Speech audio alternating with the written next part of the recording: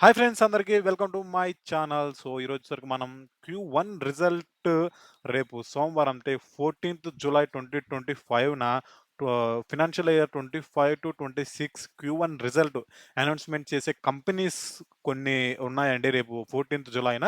So ఆ companies యొక్క analysis అనేది మీకు షేర్ చేస్తున్నాను. ఓకేనా, మీరు చూస్తున్నారు కదా, ఇక్కడ చూడగానే మీకు అర్థమవుతది Q1 results effect positive or negative. Tata technologies, HCL technologies and Ola electric mobility, Benares hotels. ఈ 4 కంపెనీస్ Q1 రిజల్ట్ అయితే మనకి రేపు 14th జూలై మండేన వస్తున్నాయి.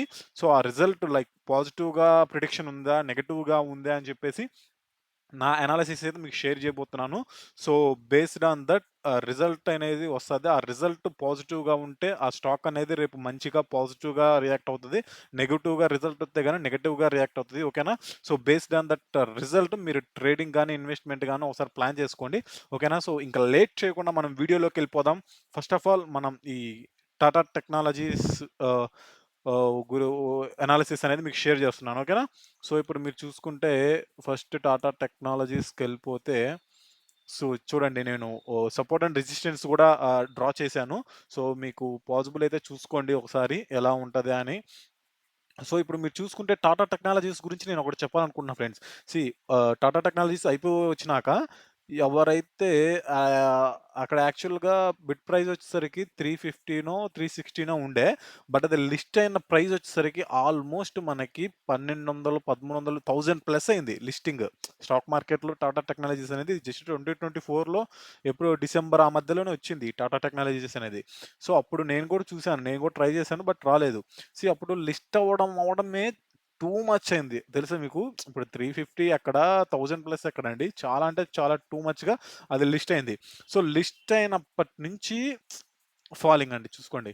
మీరు ఎప్పుడైతే లిస్ట్ అయిన ఒక 1, 2 డేసో, 1 వీకో మేబీ పెరిగింది బానే. ఒక 100 పాయింట్స్ గనక. మళ్ళా తర్వాత నుంచి ఇంక ఫాలింగ్. ఫాలింగ్ చూసుకుంటే ఇంక ఇప్పటికీ ఫాలింగ్ అవుతూనే ఉంది.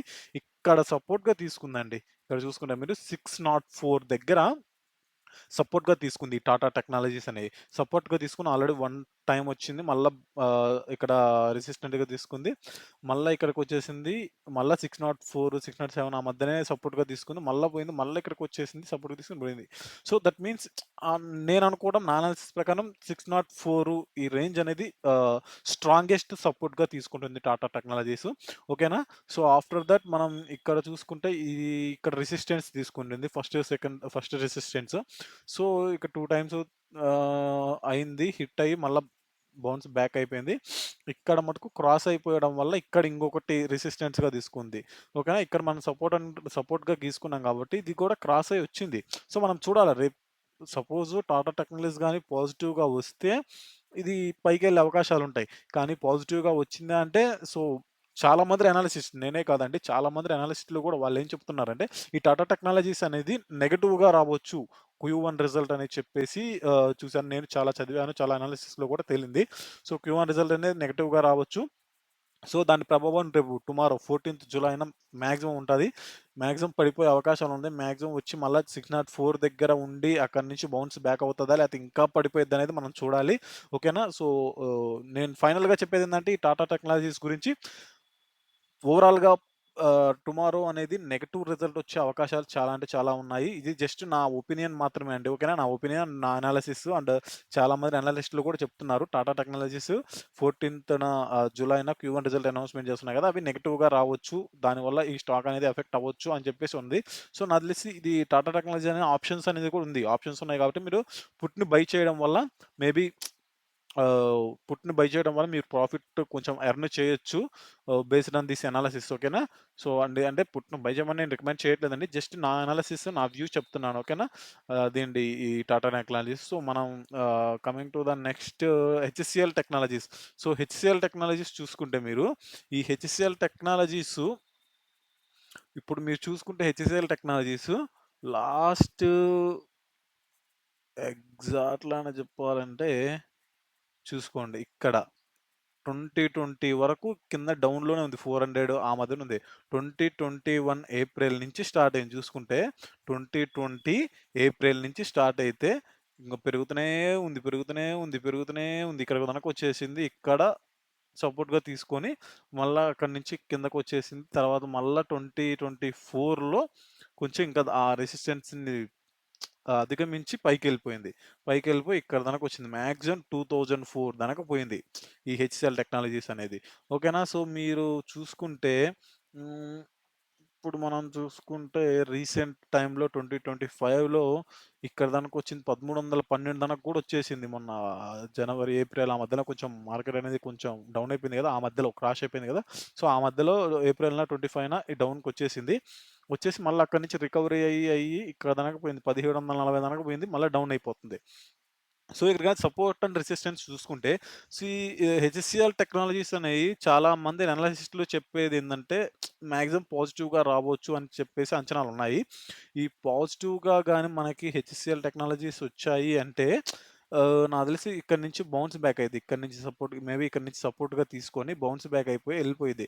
సీ ఎందుకంటే కంపేర్ టు లాస్ట్ క్వార్టర్‌లో 30,000 టూ 46 క్రోర్స్ అనేది ప్రాఫిట్ వచ్చాయండి. ఓకేనా.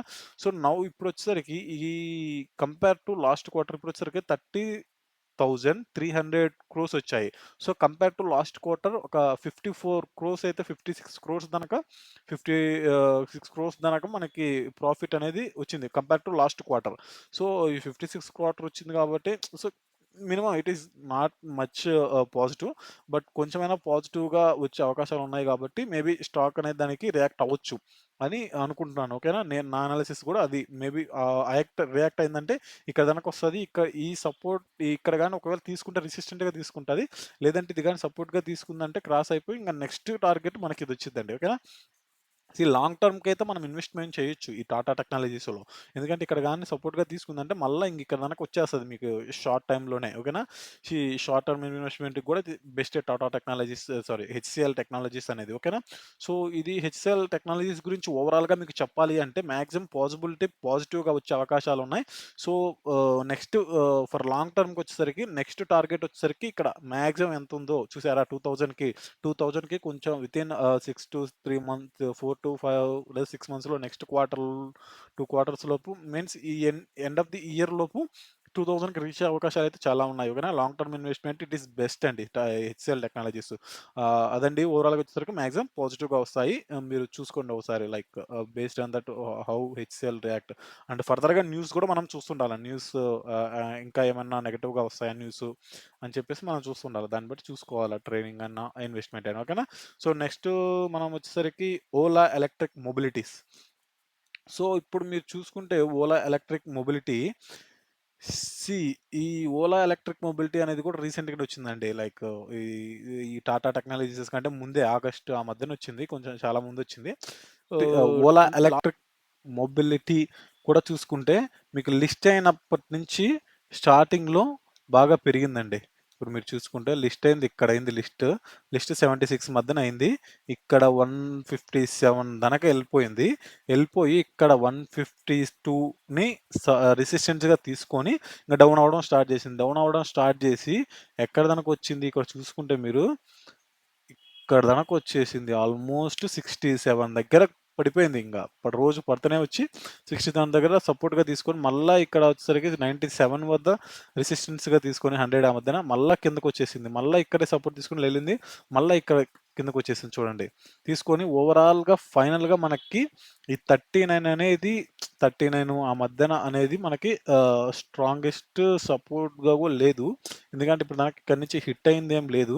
సో, మేబీ రేపు ఓలా ఎలక్ట్రిక్ మొబిలిటీ రిజల్ట్ అనేవి గాని పాజిటివ్‌గా వచ్చాయి అంటే దట్ మీన్స్ మాక్సిమం ఇక్కడ సపోర్ట్‌గా తీసుకొని బౌన్స్ బ్యాక్ అయిపోయి ఇక్కడ దానక వచ్చే అవకాశాలైతే ఉన్నాయి. ఈ రెసిస్టెన్స్‌ని టచ్ అయ్యే అవకాశాలైతే ఉన్నాయి. ఒకవేళ నెగెటివ్‌గా వచ్చేదంటే ఇంకా లైక్ కిందకెళ్ళిపోయే అవకాశాలైతే ఉన్నాయి. చూసారు గదా! ఓలా ఎలక్ట్రిక్ మొబిలిటీ లిస్ట్ అయినప్పటికంటే ఇంకా తక్కువుంది ప్రెజెంట్ ఉన్న ప్రైస్. ఓకేనా. సో, ఇంకా తగ్గే అవకాశాలున్నాయి. క్యూ1 రిజల్ట్ అనేది టుమారో 14థ్ జులై మండేన గాని తక్కువగా వచ్చింది అంటే నెగెటివ్‌గా వచ్చాయి అంటే సో, ఇంకా కిందకెళ్ళిపోయే అవకాశాలైతే ఉన్నాయి. సో, జాగ్రత్తగా ఉండండి. ఫైనల్‌గా అనాలిసిస్ వచ్చేసరికి మనం నెగెటివ్‌గా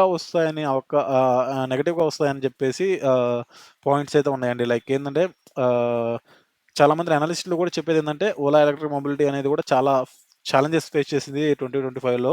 సో, అండ్ ఇప్పుడు ఇంకా గ్రోత్ అనేది అవుతుంది. ఇంకా ప్రెజెంట్ అయితే నెగెటివ్‌గా వచ్చే అవకాశాలైతే చాలా ఉన్నాయని చెప్పేసి చాలామంది అనలిస్టులు చెప్తున్నారు. ఈవెన్ నా అనాలిసిస్ కూడా అదేనండి. చాలామంది చెప్తున్నారు. ప్లస్ నా అనాలిసిస్ ప్రకారం కూడా ఈ ఓలా ఎలక్ట్రిక్ మొబిలిటీ అనేది నెగెటివ్‌గా వచ్చే అవకాశాలైతే ఉన్నాయండి. సో, ఓవరాల్‌గా దాన్ని బట్టి మీరు ట్రేడింగ్ అనేది ప్లాన్ చేసుకోండి. ట్రేడింగ్ గాని, ఇన్వెస్ట్‌మెంట్ గాని ఓకేనా.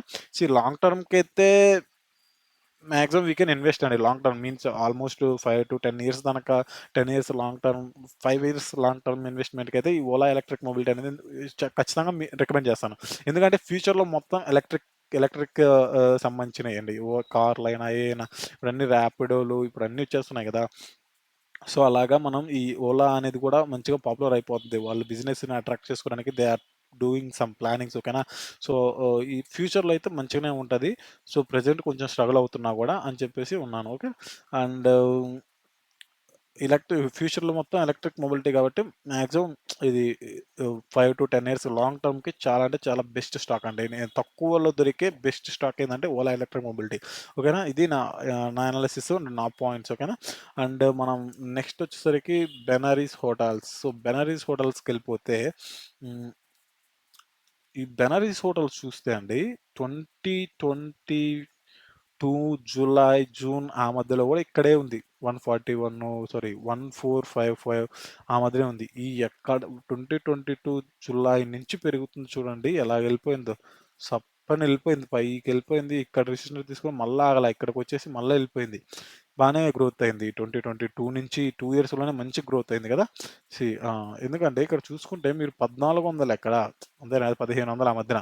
1500 ఎక్కడ ఇప్పుడు చూసుకోండి 12,000 హోటల్స్, బెనారీ హోటల్స్. అంటే they are doing service best and customers attracting. So, that's why it is growing నా. సో, నేను చెప్పేదేందంటే ఈ బెనారస్ హోటల్స్ మంచిగానే సర్విస్ చేస్తున్నాయి అండ్ మంచిగా గ్రో అవుతుంది. ఈ లాస్ట్ 2 ఇయర్స్ నుంచి ఇంత పెరిగింది అంటే ఇక్కడ సీ వన్స్ చాలా అంటే చాలా పెరిగాక సడెన్‌గా ఎక్కువ ఏం పెరగదండి. ఖచ్చితంగా తగ్గిద్ది. ఖచ్చితంగా కొంత తగ్గినాక స్టెబిలిటీ అయినాక మళ్ళా పెరుగుతుంటది. సో, పక్కాగా నాకు తెలిసి ఈ హోటల్స్ అనేది మంచిగానే ఇంకా పెరిగే అవకాశాలు ఉన్నాయి. సో, మాక్సిమం లాంగ్ టర్మ్‌కి ఇన్వెస్ట్‌మెంట్ చేయొచ్చు మనం. సీ లాంగ్ టర్మ్ ఇన్వెస్ట్‌మెంట్ కంటే ఇది ఆల్మోస్ట్ ప్రెజెంటే 9,909 ఉంది స్టాక్ ప్రైస్. ఈ ఇది ఇంత ప్రైస్ పెట్టి మనం కొనాలంటే కొంచెం కష్టమే ఉంటది. సో, మేబీ ట్రేడింగ్ చేసే వాళ్ళకి యూజ్ అవుతుందేమో. నాకు తెలిసి ఆప్షన్స్ ఉన్నాయా దీనికి? No chain. So, that means ఈ stock does not have option chain. So, maybe దీనికి ఎఫ్&ఓ లేదట్టుకుంది. Futures and options. సో, ఇన్వెస్ట్‌మెంట్‌కే ప్లాన్ చేసుకుంటే బెస్ట్. లాంగ్ టర్మ్ ఇన్వెస్ట్‌మెంట్ చేయగలిగినోళ్ళైతే చేస్తే బెస్ట్. యూరల్స్ అనేది ఫ్యూచర్‌లో మంచిగానే ఉంటదని నా ఒపీనియను. ఓవరాల్‌గా వచ్చేసరికి బెనారస్ హోటల్ క్యూ1 రిజల్ట్ కూడా పాజిటివ్‌గా వచ్చే అవకాశాలైతే ఉన్నాయని చెప్పేసి అనలిస్టులు చెప్తున్నారండి. ఓకేనా. ఎందుకంటే బెనారస్ హోటల్స్‌లో చాలామంది లైక్ సర్విస్ బాగుండడం వల్ల బెనారస్ హోటల్స్‌కి చాలా మంచిగా ఈ ఉన్నది చూసారా? బిజినెస్ అయితే సాగుతున్నది. సో, రేపు వచ్చే రిజల్ట్‌లో పాజిటివ్ వచ్చే అవకాశాలున్నాయి. సో, ఇదున్నది చూసారా? దీన్ని సపోర్ట్‌గా తీసుకొని నెక్స్ట్ షార్ట్ టర్మ్‌లోనే ఇది రెసిస్టెన్స్ మీన్స్ ఇక్కడ టచ్ అయ్యే అవకాశాలైతే చాలా అంటే చాలా ఉన్నాయి. ఓకేనా? ఇది ఫ్రెండ్స్ ఓవరాల్‌గా మన ఈ 4 క్యూ1 రిజల్ట్ ఎఫెక్ట్ అనేది పాజిటివ్‌గా ఉందా? నెగెటివ్‌గా ఉందా? చెప్పాను. సో, టాటా టెక్నాలజీ అనేది నెగెటివ్‌గా వచ్చే అవకాశాలు ఉన్నాయని అనలిస్టులు చెప్తున్నారు. అంటే హెచ్‌సీఎల్ అనేది పాజిటివ్‌గా వచ్చేదని చెప్తున్నారు. ఓలా ఎలక్ట్రిక్ మొబైల్ అనేది నెగెటివ్‌గా అని చెప్తున్నారు. బెనారస్ హోటల్స్ అనేది పాజిటివ్‌గా అని చెప్తున్నారు. ఓకేనా. సీ దీన్ని బట్టి మీరు ఒకసారి చూసుకోండి. ఇంకా మీరు అనలైజ్ చేయండి. లేదంటే అనలైజ్ చేయకపోయినా మీరిలాగా సంథింగ్ యూట్యూబ్‌లో చూసి, న్యూస్‌లో చూసి సంథింగ్ కొన్ని ఇంటారు కదా! ఇప్పుడు న్యూస్‌లో చూసినా మీకు అర్థమైపోయింది. లేదంటే మీ బిలీవ్ లాంగ్ టర్మ్‌కి ఇన్వెస్ట్‌మెంట్ చేసే వాళ్ళకి ఎటువంటి ఇబ్బంది ఉండదు. బట్ షార్ట్ టర్మ్ ఇన్వెస్ట్‌మెంట్ వాళ్ళకి ఇయన్నీ అనలిసిస్ కొంచెం చేసి ఇన్వెస్ట్‌మెంట్ చేస్తే బెటర్ అండి. ఓకేనా? So, that's it for this video అండి. Thank you all for your support. So, please share this video to your friends and please subscribe my channel and support me. ఇంకా మీకేదన్నా కంపెనీస్ అనాలిసిస్ గాని లేదంటే ఏదైనా companies గురించి తెలుసుకోవాలనుకుంటే please do comment. I will see that comment and I will make videos on those companies. ఓకేనా. Thank you friends. Thank you all. By.